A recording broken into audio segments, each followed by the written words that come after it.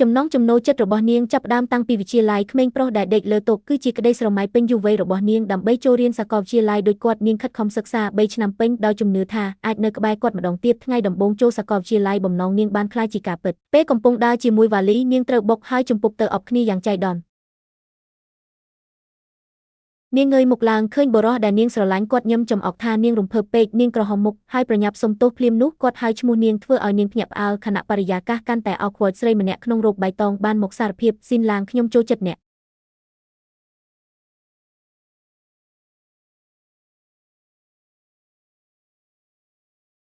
បុរសនោះមិនសូម្បីមើលនាងហើយបដិសេធថាគាត់មានមនុស្សដែលចូលចិត្តរួចហើយស្រីនោះមិនព្រមចុះចាញ់គាត់លើកំណត់ត្រារត់103,000 ម៉ែត្រហើយប្រាប់នាងឲ្យទៅប្រកួតជាតិក្រោយបន្ទាប់មកគាត់ស្នើជួយកាន់វ៉ាលីតែនាងភ័យហើយអូសវ៉ាលីចេញទៅ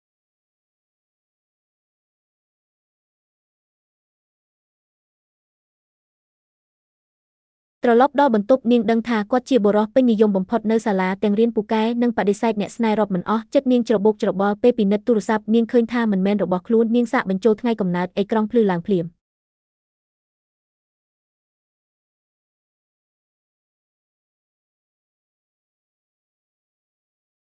នាងភ្ញាក់ផ្អើលខ្លាំងតើហេតុអ្វីពាក្យសម្ងាត់ដូចគ្នា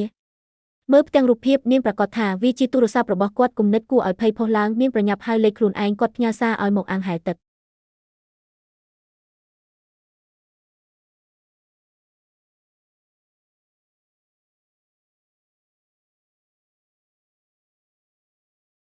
នៅអាងហែលទឹកគូប្រជែងបានរុញនាងចូលទឹកនាងមិនចេះហែលទាំងតស៊ូគាត់លោតចូលជួយនិងអបនាងឡើងគាត់ចំអកថានាងជាប់គាត់គ្រប់ទីកន្លែងដោយលេសស្ពើគាត់ថើបនាងភ្លាមឡើងច្រាំងគាត់ប្រគល់កន្សែងឲ្យនាង